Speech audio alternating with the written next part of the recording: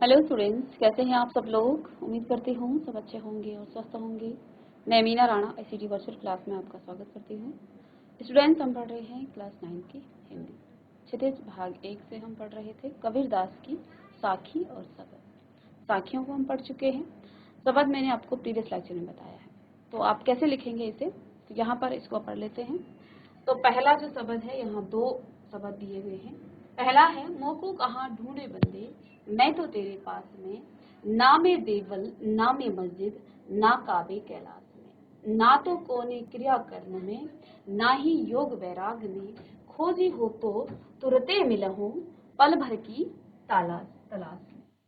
कहे कबीर सुनो भाई साधो, सब श्वासों की श्वास। कबीरदास जी ने क्या कहा है, बंदे कहा है मनुष्य की, कि मनुष्य जो है ईश्वर को कहाँ कहाँ ढूंढता रहता है। इन पंक्तियों में कबीरदास जी ने बताया है कि मनुष्य ईश्वर में वो जो है चहु ओर भटकता रहता है। ईश्वर की खोज में जो है वो चहु ओर भटकता रहता है। ठीक कर लेंगे, ईश्वर में या ईश्वर की खोज में कभी वह मंदिर जाता है तो कभी वह मस्जिद जाता है। ठीक है, कभी काबा भ्रमण करता है तो कभी वो कैलाश जाता है। वह ईश्वर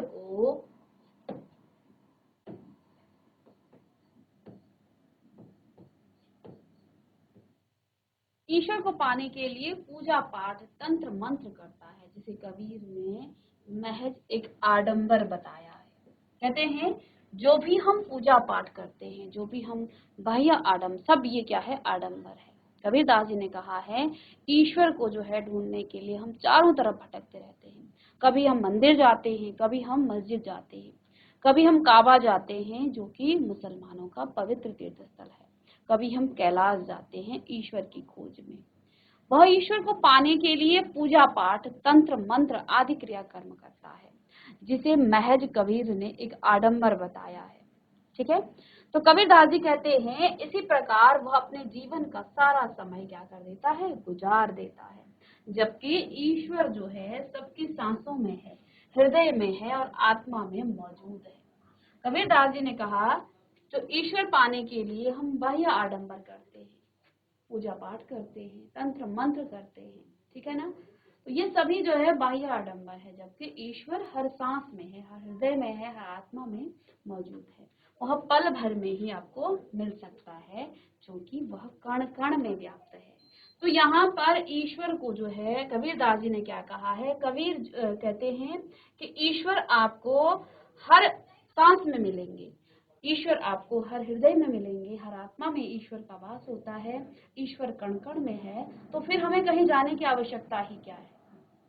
जब हर सांस में, हर आत्मा में ईश्वर का वास है, तो हमें ये बाह्य आडंबर करने की आवश्यकता ही क्या है। हमें तंत्र मंत्र और ये जो पूजा पाठ है इसकी आवश्यकता ही क्यों पड़ रही है। हमें जगह जगह भ्रमण क्यों करना पड़ रहा है। कभी हम काबा जाते हैं, कभी हम कैलाश जाते हैं, कभी हम काशी जा रहे हैं। ठीक है, तो हम जो है क्या कर रहे हैं, मंदिर जाते हैं, मस्जिद जाते हैं। कहते हैं जब ईश्वर जो है हर आत्मा में है, हर कण में ईश्वर का वास है, तो हमें फिर कहीं भी पर जहां आप बैठेंगे वहां ईश्वर की आपको प्राप्ति हो जाएगी। तो यहाँ पर क्या कहा है कि ईश्वर जो है हर कण में है, ईश्वर की प्राप्ति आपको जो है जहां पर आप हैं, आपकी सांसों में ही ईश्वर का वास है। इसलिए ये बाह्य आडंबर से दूर रहें, ये यहाँ पर हमें कबीरदास जी ने कहा है। ठीक है, चलिएगा आप इसे लिखें।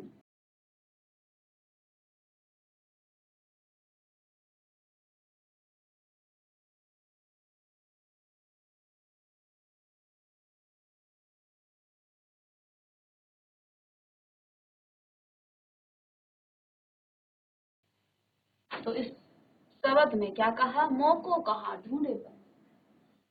कहते हैं ईश्वर क्या कहता है कि मुझे जो है बंदे यानी कि मनुष्य या व्यक्ति है, मनुष्य है व्यक्ति, तुम मुझे कहाँ ढूंढ रहे हो, मैं तो तेरे पास में, मैं तो तेरे ही पास में हूँ, तेरे ही पास में हूँ, क्योंकि तेरे अंदर आत्मा है और उस आत्मा में तुम जो सांस ले रहे हो उसमें ही ईश्वर का वास है। ना में देवल ना में मस्जिद, ना काबे कैलाश में। ईश्वर जो है ना तो मंदिर में है, देवल यानी कि मंदिर, ना ही आपके मस्जिद में है, ना काबा में है, ना कैलाश में है। ठीक है, ना तो कोने क्रियाकर्म में, न किसी क्रियाकर्म में ईश्वर का वास है, न ही योग वैराग में, और ना ही किसी योग और वैराग में ईश्वर है। खोजी हो तो तुरंत ही मिलेंगे। यदि तुम ईश्वर को खोजना चाहो तो आपको तुरंत ही मिल जाएगा। पल भर की तलाश में, आप पल भर में ही आपको ईश्वर की प्राप्ति हो जाएगी। कहे कबीर सुनो भाई साधो, सब श्वासों की श्वास में। कबीरदास जी कहते हैं कि हे संतो सुनो, तुम्हें ईश्वर जो है हर सांस में मिलेंगे। ईश्वर का वास हर सांस में है, हर आत्मा में है, हर कण कण में जो है ईश्वर का वास है। ठीक है, चलेगा। अब नेक्स्ट यहाँ पर कबीरदास जी ने क्या कहा, संतो भाई आई ज्ञान की आंधी रे, भ्रम की टाटी सबे उड़ानी, माया रहे न बांधी, हित चित की द्वि थून गिरानी, मोह बलिंडा टूटा, तृष्णा छानी परिघर उपरी, कुबुद्धि का भांडा फूटा, जोग जुगति करी संतो बांधी, निर्चुचुवी न पानी, कूड़ कपट काया का निक्षा, हरि की गति जब जानी। फिर आगे कहते हैं, आंधी पीछे जो जलबूत, प्रेम हरि जन भीना, कहे कबीर भान के प्रगटे, उदित भया तम खीना। अब यहाँ पर कबीरदास जी क्या कहते हैं, क्या कहा उन्होंने, संतो भाई आई ज्ञान की आंधी, कि हे संतो ज्ञान की आंधी, ज्ञान रूपी जब आंधी आती है। अब देखिए, जब आंधी आती है तो एक छप्पर होता है इस तरह से, जिसको जो है इस तरह से लकड़ियों के माध्यम से बनाया जाता है। ठीक है, इस तरह से जो है छप्पर को बनाया जाता है। ठीक है, ठीक है। ये अब इसमें जो है घास फूस के जो पर्दे लगे होते हैं, ठीक है, उसे टाटी कहा जाता है। तो क्या कहा है, जब आंधी आती है तो क्या होता है, ये जो है ये सब उड़ जाएंगे। इसमें जो है घास फूस जो होगी, जो या फिर कपड़े की होगी, तो ये सब जो है ये उड़ जाएंगे। और जब ये उड़ेंगे तो इनके साथ जो ये सहारे के लिए जो लकड़ियां लगाई जाती हैं ये भी उड़ जाता है। और जब ये उड़ जाएगा तो इसकी छत भी स्वयं गिर जाएगी। तो इन्होंने यहाँ पर ज्ञान की आंधी को जो है आंधी की तरह बताया, ज्ञान को जो है आंधी की तरह बताया है कि जब ज्ञान हमें प्राप्त होता है तो सारा अंधकार, सारा भ्रम, सारे हमारे मन का जो कूड़ और कपट है वो सारा निकल जाता है। जैसे यहाँ पर उन्होंने क्या कहा है, संतो भाई आई ज्ञान की आंधी रे, भ्रम की टाटी सवे उड़ानी, माया रहे न बांधी, हित चित की द्विथुन गिरानी, मोह बलिंडा टूटा, तृष्णा छानी परिघर उपरी, कुबुद्धि का भांडा फूटा। अब कबीरदास जी क्या कहते हैं कि उन्होंने ज्ञान की तुलना आंधी से करते हुए कहा है कि जिस तरह आंधी चलती है तो कमजोर पड़ती हुई जो झोपड़ी है कि चारों ओर की जो दीवारें हैं वो गिर जाती हैं, वह बंधन मुक्त हो जाती है और खंभे धराशायी हो जाते हैं। और उसी प्रकार जब व्यक्ति को ज्ञान प्राप्त होता है तब मन के सारे भ्रम दूर हो जाते हैं और सारे बंधन टूट जाते हैं। ठीक है, इसमें क्या कहा है कबीर ने, ज्ञान की तुलना उन्होंने आंधी से कहा करते हुए कहा है कि जब उनके अंतर मन में ज्ञान रूपी आंधी आई तो इस ज्ञान रूपी आंधी के कारण भ्रम रूपी जो कमजोर क्या है पड़ती हुई झोपड़ी की चारों ओर की जो दीवारें हैं मानो उड़ जाती हैं। माया का बंधन भी उसे सहारा नहीं दे पाती। कहने का आशय यह है कि जीवन में ज्ञानोदय होने पर मन के सारे भ्रम दूर हो जाते हैं और माया का प्रभाव समाप्त हो जाता है। ज्ञान की आंधी ने चित्त की जो स्वार्थ और मोह नामक दोनों अवस्थाएं रूपी हैं स्तंभ को गिरा दिया है। तो आप इसे देखकर कर सकते हैं यहाँ पर, संतो भाई आई ज्ञान की आंधी। तो कबीरदास जी ने कहा है कि हे संतो, जब ज्ञान की आंधी आती है तो भ्रम की टाटी सबे उड़ानी। अब टाटी क्या होती है, पर्दे के लिए लगाए हुए जो बांस आदि की जो क्या होती हैं फटियां होती हैं या पल्ला होता है उसे टाटी कहते हैं। और जब वो आंधी आती है तो वो सभी भ्रम की, आपके मन में जितना भ्रम है तो वो पट्टियां रूपी जो भ्रम है वो सब जो है उड़ जाती है। माया रहे न, और माया के सारे बंधन भी छूट जाते हैं। ठीक है, हित चित्त की द्विथुन गिरानी, मोह पलिंडा टूटा। चित्त की दो अवस्थाएं, थूनी यानी स्तंभ, टेक के लिए जो लगाई जाती है वो भी गिर गई है। ठीक है, और छप्पर की जो मजबूत मोटी लकड़ियां होती हैं वो भी टूट जाती हैं। मोह बलिंडा, और मोह रूपी जो आपका क्या होता है, आपके मन में मोह होता है, तो वो मोह रूपी जो सहारे के लिए जो डंडा है, ठीक है, तुलना कर रखा है कि आपके मन में जो मोह है उसे जो है ये सहारे के लिए जो डंडे लगाए जाते हैं वो भी टूट जाता है। ठीक है। आगे कबीरदास जी ने कहा है तृष्णा, तृष्णा होती है चाह, हित चित की तृष्णा छानी पर घर ऊपरी, छप्पर के ऊपर तो आपके जो चाह है, ठीक है, और जब ये डंडे टूट जाते हैं, देखिए ये डंडे जब टूट जाएंगे तो छत भी उसकी गिर जाएगी, तो आपकी जो चाह है, चाह रूपी जो तृष्णा है, वो भी जो है इसके साथ, जब मोह का डंडा टूट गया है तो आपकी जो चाह है, जो आप चाहते हैं, भाई आपको क्या चाहिए, मोह है आपको जो है कि मुझे ये चाहिए वो चाहिए, वो सब टूट जाता है। पर घर ऊपर, ऊपर की जो छत है वो कुबुद्धि का भांडा फूटा, और जब आपको ज्ञान प्राप्त हो जाता है तो आपकी जो बुद्धि है, कुबुद्धि का मतलब यहाँ पर क्या है, कुबुद्धि का भांडा फूटा, यानी कि कुविचार, आपके मन में जो कुविचार हैं वो भी फूट जाता है। जोग जुगति करो संतो बांधी, अब जोग जुगति करो, जोग यानी कि सोच विचार, निर्चुचुवे न पानी, ठीक है, कूड़ कपट काया का निक्ष्या हरि की गति जब जानी, और जब आप हरि की गति जानते हैं, क्योंकि जब आपको ज्ञान प्राप्त होगा तो आपको ईश्वर की प्राप्ति होगी, आपके मन से जो है सभी कूड़ा करकट कपट जो है वो सब निकल जाएगा जब आपको ईश्वर की प्राप्ति, जब आपने हरि की गति जानी, ठीक है। आंधी पीछे जो जल पूथा, प्रेम हरि जन भीना, कहे कबीर भान के प्रगटे, उदित भया तब कीना। तो यहाँ पर क्या कहते हैं कि जब जो है आंधी आती है उसके बाद जल से जो है सब चीज धुल जाता है, ऐसे ही प्रेम रूपी जो है भक्ति में जो है आप फिर भीग जाते हैं, क्योंकि आपको ज्ञान की प्राप्ति हो जाती है। ठीक है, तो यहाँ आप इसका अर्थ लिख सकते हैं। इन पंक्तियों में कबीर जी ने ज्ञान की महत्ता को स्पष्ट किया है। उन्होंने ज्ञान की तुलना आंधी से करते हुए कहा है, जिस तरह आंधी चलती है तब जो है कमजोर पड़ती हुई झोपड़ी की चारों ओर की जो दीवारें हैं वो गिर जाती हैं, वह बंधन मुक्त हो जाती है और खंभे धराशाही हो जाते हैं। उसी प्रकार जब व्यक्ति को ज्ञान प्राप्त होता है तब मन के सारे भ्रम दूर हो जाते हैं, सारे बंधन टूट जाते हैं। ठीक है,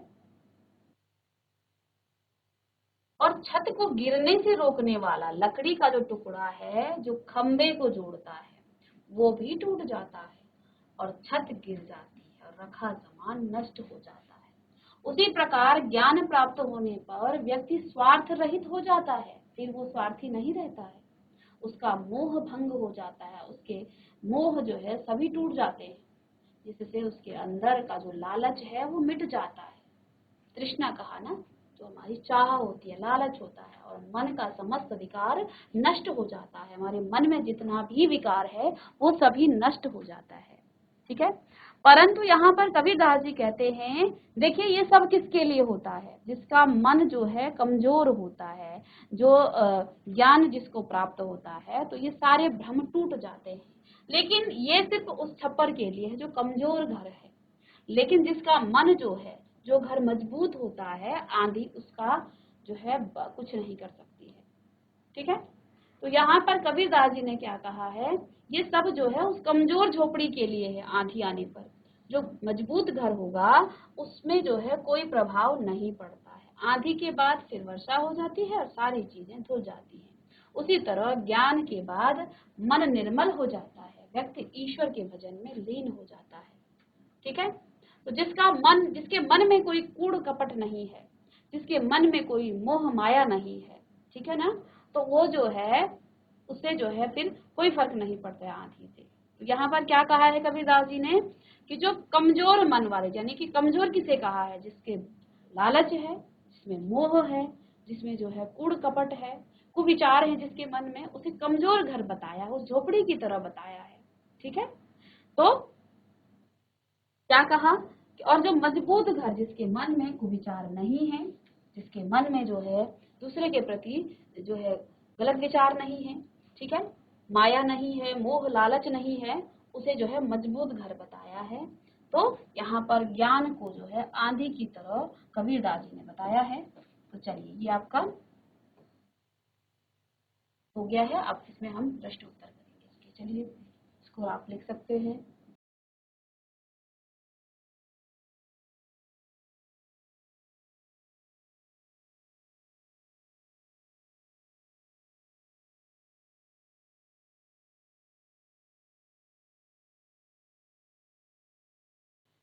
चलिए, तो यहाँ पर आप कबीर की साखियों से कुछ प्रश्न हैं।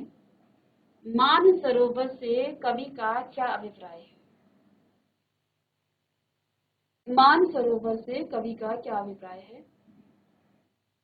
तो यहाँ कबीर का मान सरोवर से अभिप्राय हृदय रूपी तालाब से है, जो हमारे मन में स्थित है। तो हमारे हृदय में भी जो है एक ऐसा ही तालाब है जो हम बना कर रखते हैं और उसी में हम रहना चाहते हैं।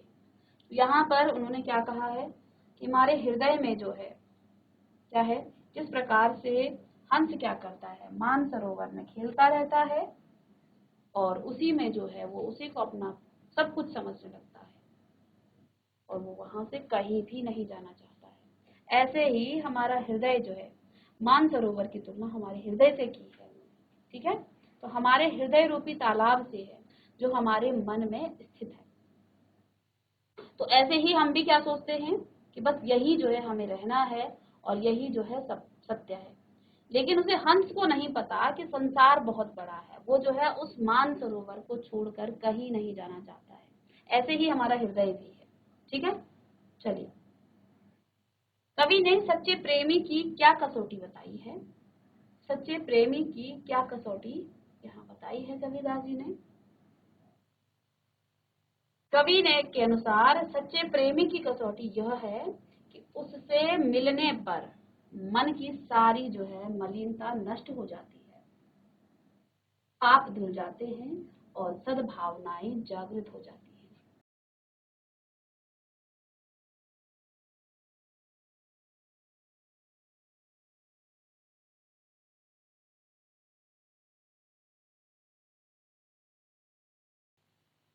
तो तीसरे दोहे दोहे में कवि ने किस प्रकार के अनुभव के यहाँ पर किस प्रकार के ज्ञान को महत्व दिया है? तो कवि ने यहाँ अनुभव से प्राप्त ज्ञान को महत्व दिया है। नेक्स्ट प्रश्न है, इस संसार में सच्चा संत कौन कहलाता है?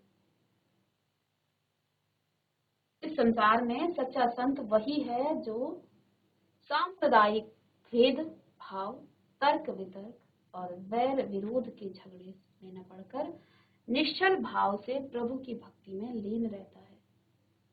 तो सच्चा संत वही है जो इन सभी भेदभावों से, तर्क वितर्क और वैर विरोध के झगड़े से दूर रहे और इन सब भावों से वो दूर रहकर प्रभु की भक्ति में लीन रहता है। वही जो है सच्चा संत है।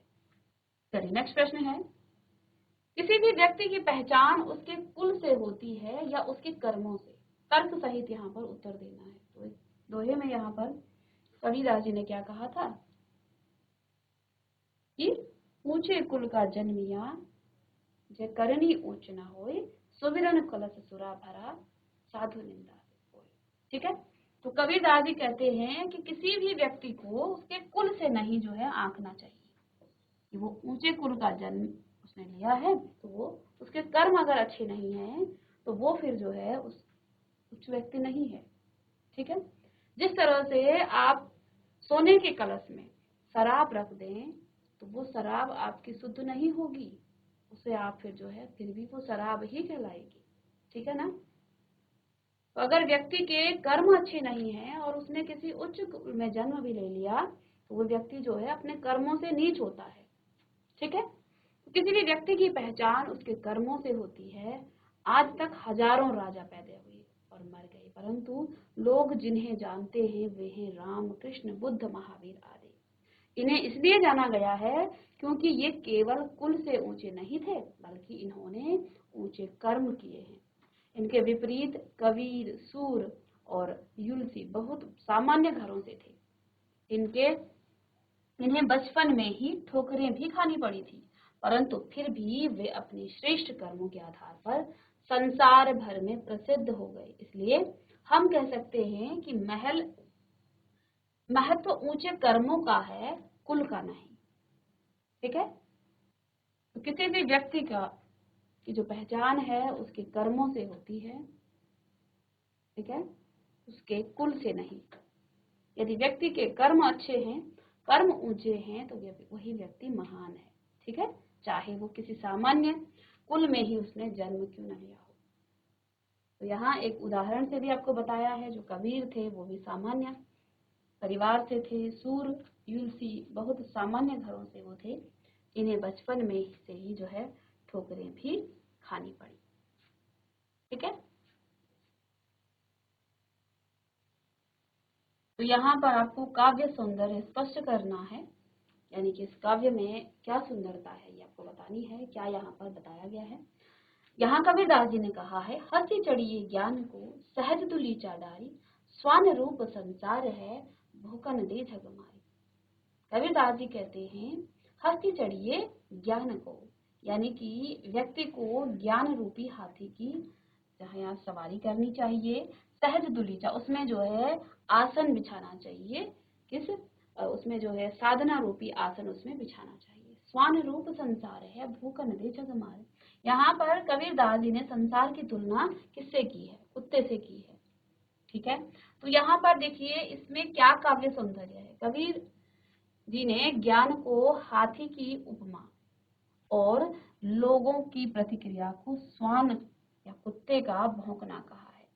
यहाँ रूपक अलंकार का प्रयोग किया गया है, क्योंकि हाथी को ज्ञान का और लोगों की प्रतिक्रिया को स्वान का यानी कुत्ते का यहाँ पर रूप दिया गया है, इसलिए यहाँ पर आपका रूपक अलंकार का प्रयोग किया गया है। दो हाथ छंद का प्रयोग यहाँ पर किया गया है। यहाँ जो है सधुक्कड़ी भाषा का प्रयोग किया गया है, साथ में यहाँ शास्त्रीय ज्ञान का भी विरोध किया गया है तथा सहज ज्ञान को महत्व दिया गया है।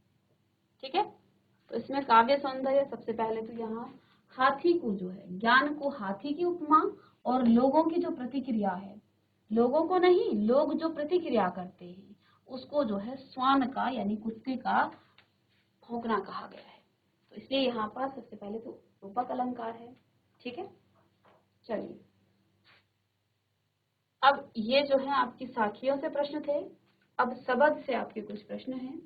मनुष्य ईश्वर को कहाँ कहाँ ढूंढता फिरता है? तो अभी अभी हमने पढ़ा है कि मनुष्य ईश्वर को देवालय यानी मंदिर में, मस्जिद में, काबा और कैलाश में ढूंढता फिरता है। ठीक है, मनुष्य जो है ईश्वर को एक तो मंदिरों में ढूंढता है, मस्जिद में, काबा और कैलाश में ईश्वर को ढूंढता और फिरता रहता है। चलिए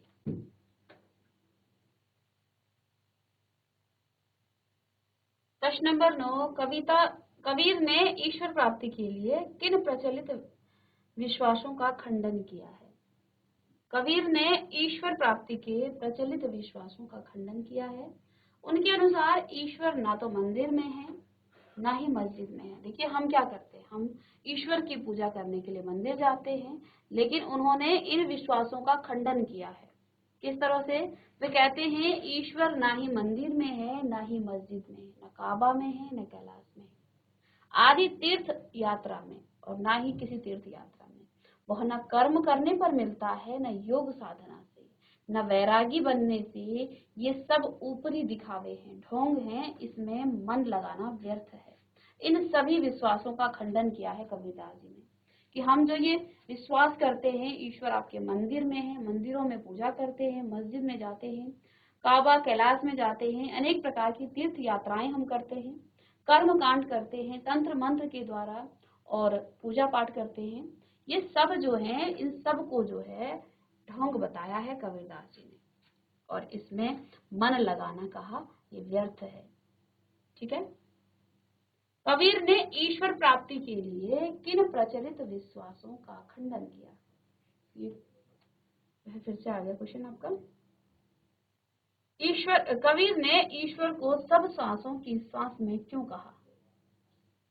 ईश्वर जो है सभी की सांसों में है।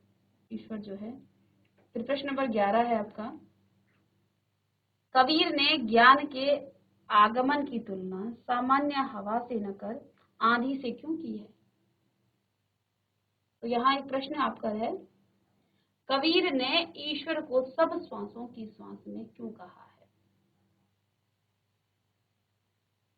ठीक है, तो ये प्रश्न करेंगे आप, ये आपके लिए है। ऐसा क्यों कहा है कबीर ने कि ईश्वर जो है हर सांस में है, ठीक है, कण कण में ईश्वर का वास है, ऐसा कबीर ने क्यों कहा है, ये प्रश्न आप करेंगे।